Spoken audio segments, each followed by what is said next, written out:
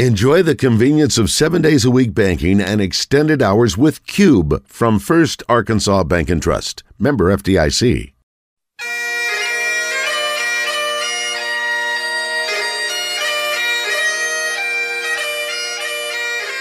It's time for From the Short Grass with Trey Schaap, a golf podcast for those who love golf, struggle with golf, and just like to enjoy the outdoors and fellowship with friends, all while chasing a ball around trying to put it in a 4 1/4 inch diameter hole. From the Short Grass is brought to you by Blackman Auctions. For over 80 years, better auctions have always been Blackman Auctions. By MinnowsPlus.com. From baits to waders, if it helps you catch a fish, they have it. And now, from the Short Grass, here is your host, Trey Schaap.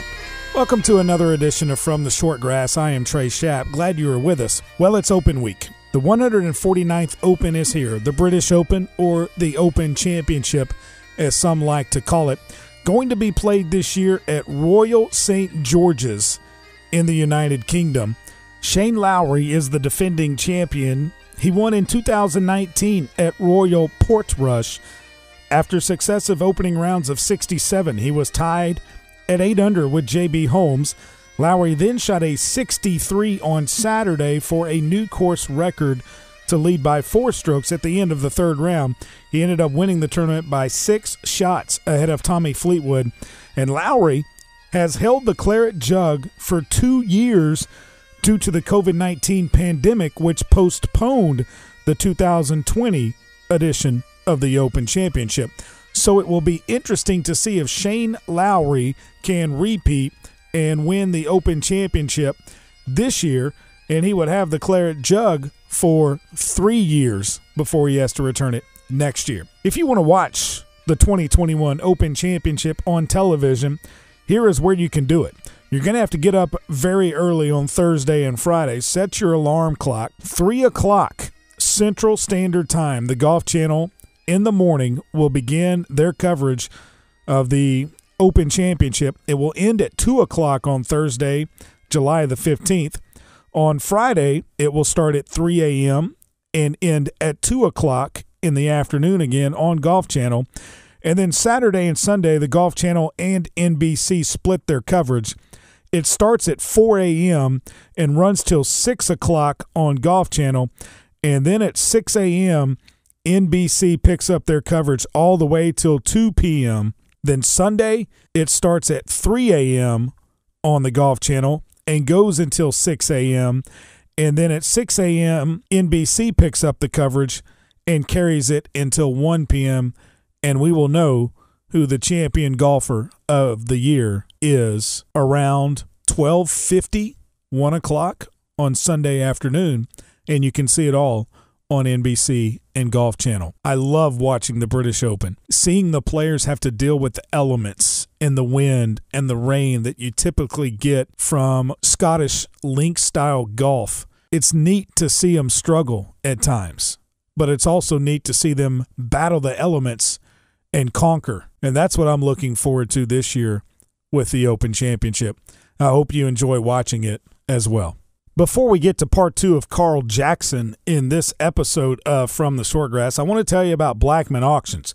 You can find them on the web at blackmanauctions.com. Coming up on July 30th at 9 a.m., Greer's Ferry Lake Real Estate Auction, 399 Miller Point Drive in Quitman, Arkansas. This beautiful lake property will be offered at auction along with the 2 tracts or lots of land that are on either side. These adjacent properties provide a buffer to the main property, and one has white line or Corps of Engineer frontage on Greer's Ferry Lake. So if you want to get up to Quitman, Arkansas and see this beautiful land, contact John Doss at Blackman Auctions. You can give him a call at 501-584-4410. We're back with part 2 of our sit down with Carl Jackson after this. Stay with us. Minnows Plus is your local source for live bait and live well supplies. They carry the entire line of SureLife products, everything from Better Bait and Finer Shiner to no ammonia products to keep your bait and your catch thriving till you get back to the dock. They are the best source for all your private land ponds. Minnows Plus has fish food and pond fertilizer to keep your pond healthy and thriving all year long. If you own or run a bait and tackle shop and need to resupply, contact Minnows Plus and ask about their wholesale prices. Open to the public and walk-ins are welcome. Find them on the web at minnowsplus.com. This is Thomas Blackman with Blackman Auctions. Me sponsoring a golf show is great irony. I've been a phenomenally bad golfer for 30 years. I don't know the difference between a penalty area and a bunker. I like it, but I'm really bad.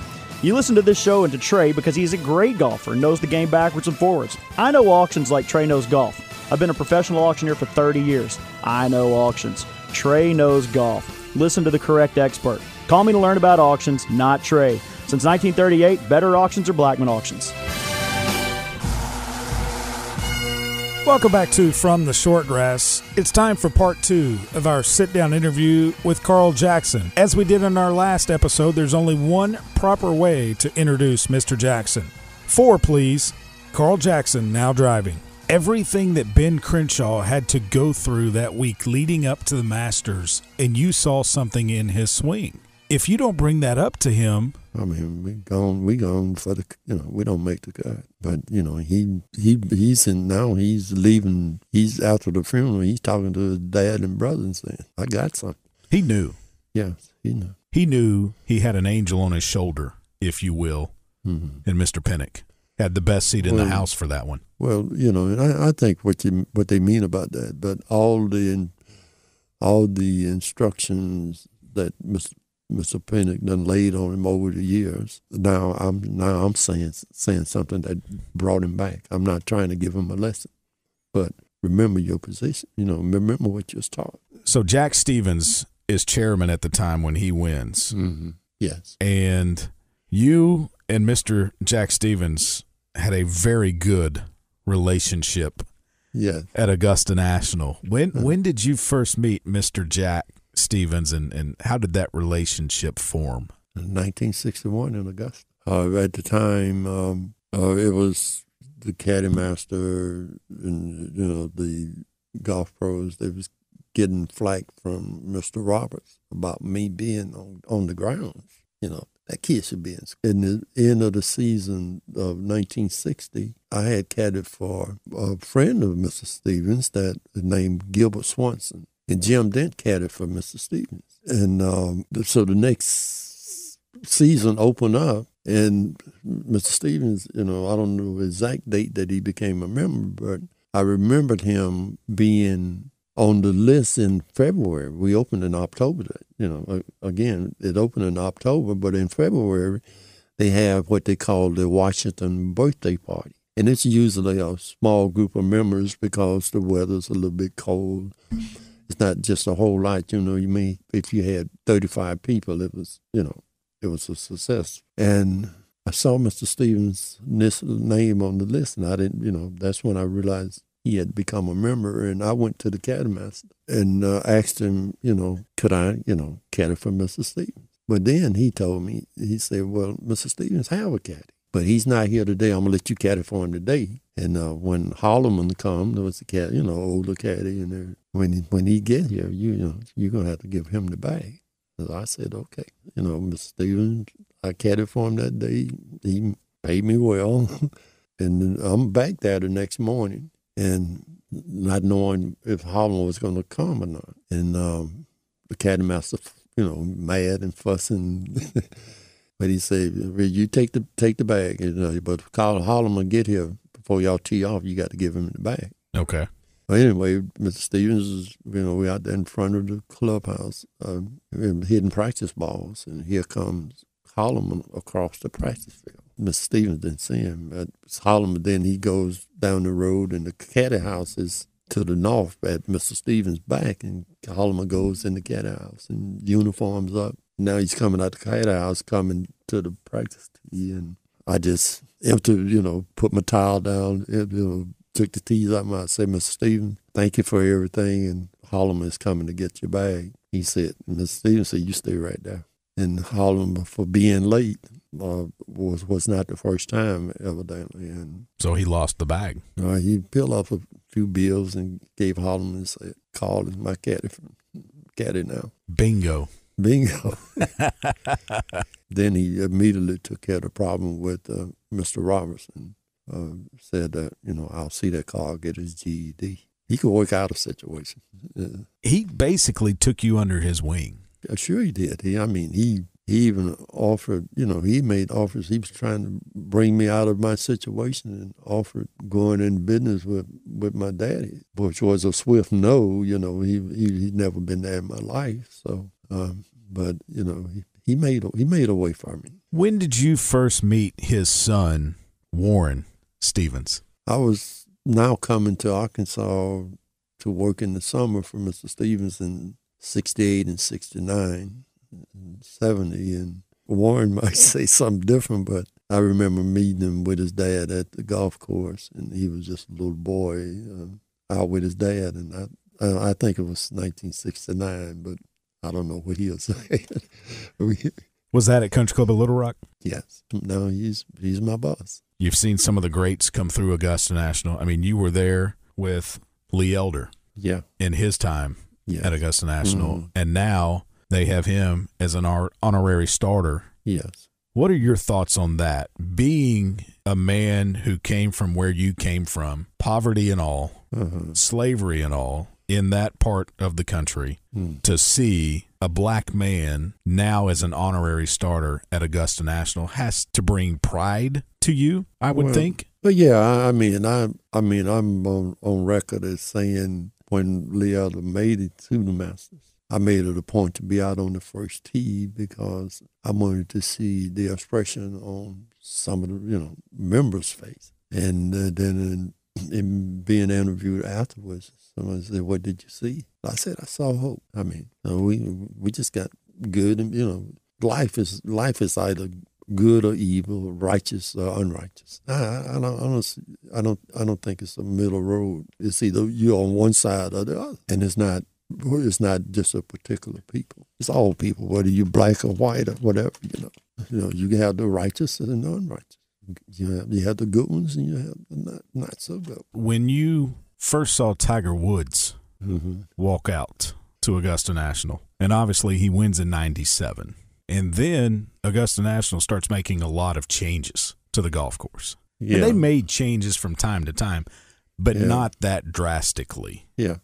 Well, I'm gonna back up to 96. Ben wins in 95. From 1976 to all the competitive years, I designed the drill that Ben would do on the greens. I would choose where the holes might be. But in 1996, Tiger plays 2 rounds with Ben, and we both missed the cut. And Tiger is, after he's finished, he's in a hurry to get to the airport in his the transportation. But he stays around long enough to say, "Carl, thank you for what you did. Thank you." He said those pins were exactly where you said it was going to be. And sure enough, I'm saying Ben hit every putt that Ben hit, which we call the drill. That's the drill. We went through it every Masters in the practice round. Every putt Ben hit, Tiger followed him for those 36 holes.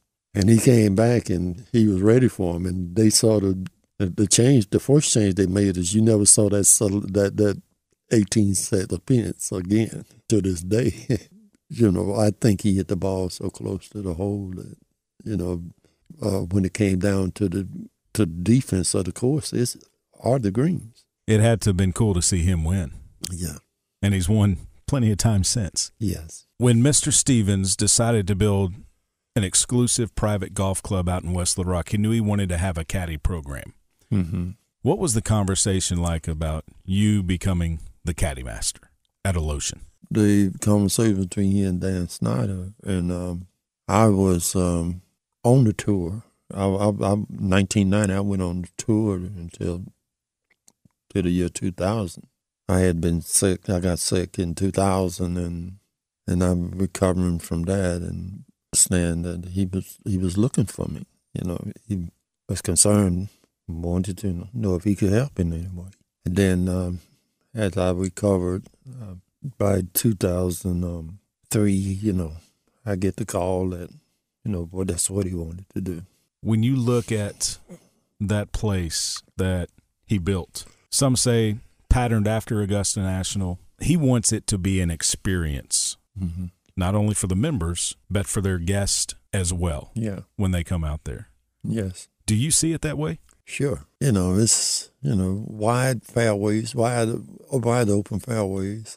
You don't have, like Augusta, you don't have a whole lot of level stances, the fairways. But the greens are very exciting. To me, they are tougher to learn than Augusta. And I think the members and our guests really enjoyed it. But you can just tell it's a special piece of property overlooking the reservoir there. And Lotion has, Mr. Roberts made, he did a lot of beautifying Augusta with flower trees and azaleas and all that. But Lotion has its natural beauty. It's nature beauty, whatever you want to call it. That's a very, very special piece of property. He started the Jackson T. Stevens charitable golf tournament out there. Yeah. The first person to come in and put on a clinic was Tiger Woods. Yeah. You were his caddy that day. Oh, yeah. I supported Tiger that day. I know you've been next to great golfers in your career, but arguably the best ever. And I say arguably because there are going to be some people that say Jack Nicklaus or Arnold Palmer, and I get that. Yes.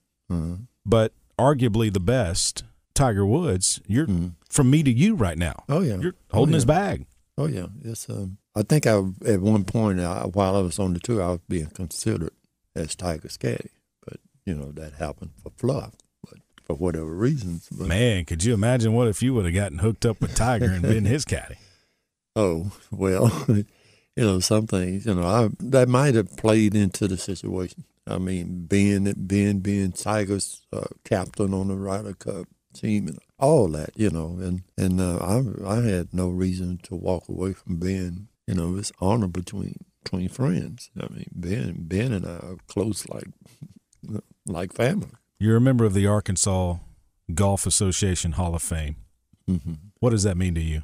Mr. Stevens, Jack Stevens, and his tutoring of me, whatever he said, his words were, get the job done. Get the job done. So I figured, I got the job done. But the other thing he would say, and all the time he say, well, amount to something in life. So he threw down that challenge and, from what was in front of me, I tried to amount to something. What does Warren Stevens mean to Carl Jackson? Besides being your boss. Well, I'm one side, in the golf world, I don't think people know how hard I seek God, the Word of God. And the Word of God teaches, to have respect to those that have the rule over you. Well, in my daily life, Warren Stevens writes my check. It means, and then my pastor, they had a rule over me. He's watching over my soul. And Warren Stevens being 10 years my younger and everything, he's my boss. And I give him that respect because that's the type of person he was when he was a boy or is today. So it means a whole lot to me. Last question. If you had to do it all over again, from growing up in Augusta when you were 14 years old, caddying, dropping out of school. Mm-hmm. Would you change anything? No, destiny was, God was with me. You can't, my life jet setting with a billionaire and adapting to what I could do as we moved to different places in the country. I got a great education. You got an education that's not taught in the classroom. That's right. It was an education in life and life lessons. Mr. Jackson, thanks so much for your time. You're welcome, Trey. It's good to see you. Good to see you as well. Minnows Plus is your local source for live bait and live well supplies. They carry the entire line of SureLife products, everything from better bait and finer shiner to no ammonia products to keep your bait and your catch thriving till you get back to the dock. They are the best source for all your private land ponds. Minnows Plus has fish food and pond fertilizer to keep your pond healthy and thriving all year long. If you own or run a bait and tackle shop and need to resupply, contact Minnows Plus and ask about their wholesale prices. Open to the public and walk-ins are welcome. Find them on the web at minnowsplus.com. This is Thomas Blackman with Blackman Auctions. Me sponsoring a golf show is great irony. I've been a phenomenally bad golfer for 30 years. I don't know the difference between a penalty area and a bunker. I like it, but I'm really bad. You listen to this show and to Trey because he's a great golfer and knows the game backwards and forwards. I know auctions like Trey knows golf. I've been a professional auctioneer for 30 years. I know auctions. Trey knows golf. Listen to the correct expert. Call me to learn about auctions, not Trey. Since 1938, better auctions are Blackman Auctions. Before we get into our weekly rules segment with our PGA Master Professional, Adam Carney, I want to tell you about Minnows Plus, minnowsplus.com. They have everything you could possibly need for hunting and fishing, and they are now a proud Frog Tog dealer. That is correct. They now offer Frog Togs outerwear. Go check them out, minnowsplus.com. They've got deer corn. They've got it all. minnowsplus.com. Not just fishing, everything outdoors. And now with our weekly rules segment, here's PGA Master Professional Adam Carney. Adam, the USGA and the RNA a couple of years ago changed the rule now to where when you're on the putting green, you can leave the flagstick in the hole while you putt.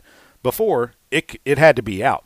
I mean, we've seen shots where you might have to have a green that is so big that you have an edge of a green that you have to go over or something, so you'll take a wedge to try and chip. But you've got to make sure that flagstick's going to be out of the hole before the ball goes in, before it's holed. Right. Now, you can leave it in if you want. And I think it's kind of ironic that last year we had COVID happen, the pandemic, and golf kind of got a boost from it. But the fact that the rule was in place that you could leave the flagstick in, can you imagine what it would have been like if there was no rule about leaving the flagstick in, but yet, you can't touch it because it might have COVID on it? Yeah. I don't know how that would have.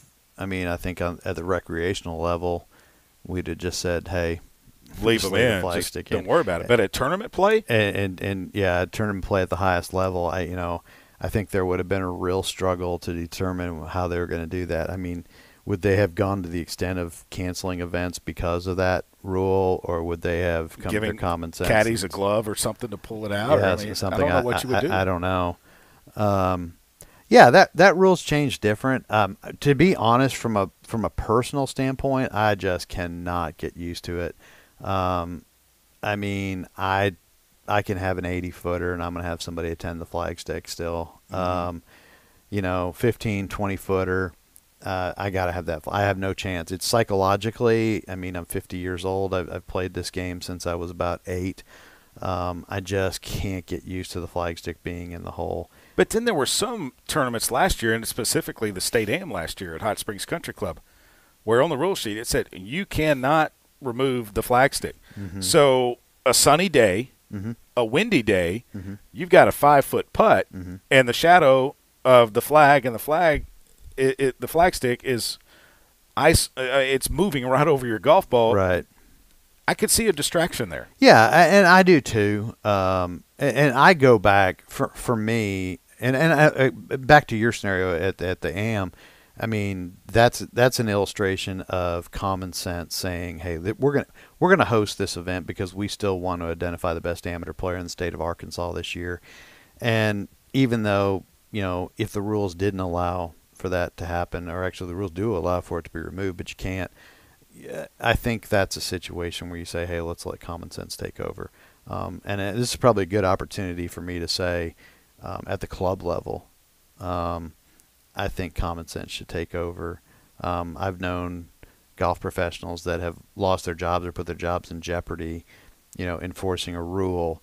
For example, a 5-day member guest, 4-day member guest, player breaches a rule that's disqualification, and it happens to be the partner of the club president, and you're disqualified for the rest of the week, and you've paid a $1,500 entry fee, and hey, thanks for coming, and or the chance. So and Bob Ralston and I used to go round and round about that, and I told Bob, I said, look, what's more important, my livelihood as a golf professional, or saying, look, you breached a rule of golf. I mean, something that was grounds for disqualification, I under those circumstances on recreational golf, I would say, hey, if I'm a golf professional, hey, look, we're just going to modify that to a 2-stroke penalty or a loss of hole if it's a match play or whatever.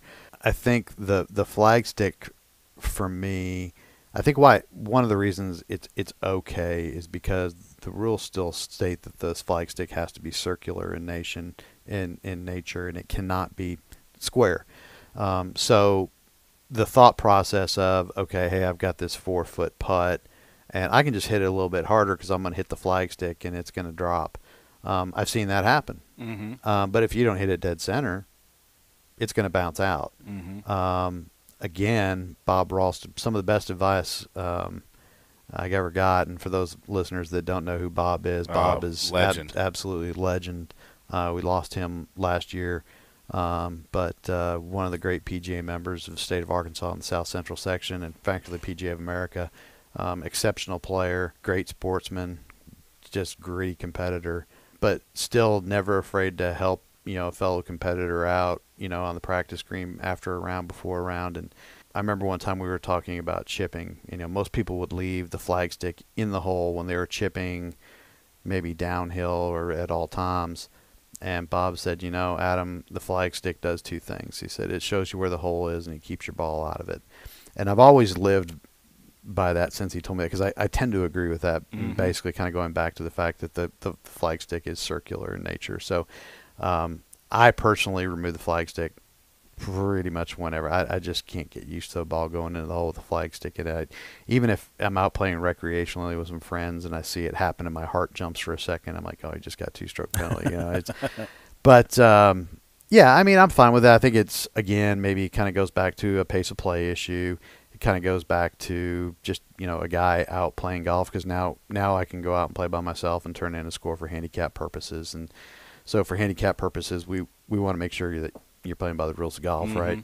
So I don't have a problem with that. It's definitely a change. It's definitely something that's very, very different. I can remember a situation where Seve Ballesteros years ago, he would have the flag stick attended, say, on 8-foot putts on occasion, because if the caddy was attending the flag stick, it changed the putt to where it was completely in shadow instead of partially in shadow or not in shadow. And he used that as, because we hate putting through shadows. Right. We hate putting, when, there's partial shadow and because you can't see as well. But if everything's the same light-wise, right. And Seve would do that, which is not taking, I mean, it's knowing the rules, it's not taking advantage of the rules. Well, and sometimes if you have a caddy tending the flag stick, he could stand on one certain side of the hole and he could put his feet at a certain spot, and that could be your aiming point. Could be. It's still a breach. If you're caddying for me and you're attending the flag stick and I say, hey, Trey, why don't you step about 3 inches further to the right because I want to aim at your left foot. Well, I could see that being a breach, but if the caddy just has this sense that telepathically that you're on the same page and he just happens to stand somewhere. Yeah, you never know. I mean, I'm not going to sit here and say that I've had a caddy attend a flag stick and I all of a sudden realize that where he's standing is right where I need to hit it. Yeah, like, the outside of the toe of his left shoe is actually the line I need to aim. I'm not going to say I've never done that, and it's within the rules. But having a conversation about Having where to a conversation, stand, right? That is that's breach. going to be a breach. Yeah, no doubt about it.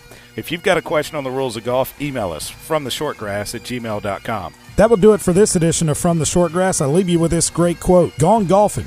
Be back at dark 30. Remember to always fix your ball marks on the green and a couple of more, and I hope to see you from the Shortgrass. You've been listening to From the Shortgrass, a weekly podcast dedicated to the game of golf. From the Shortgrass is brought to you by MinnowsPlus.com and Blackman Auctions. This has been a presentation of the Buzz Radio Network.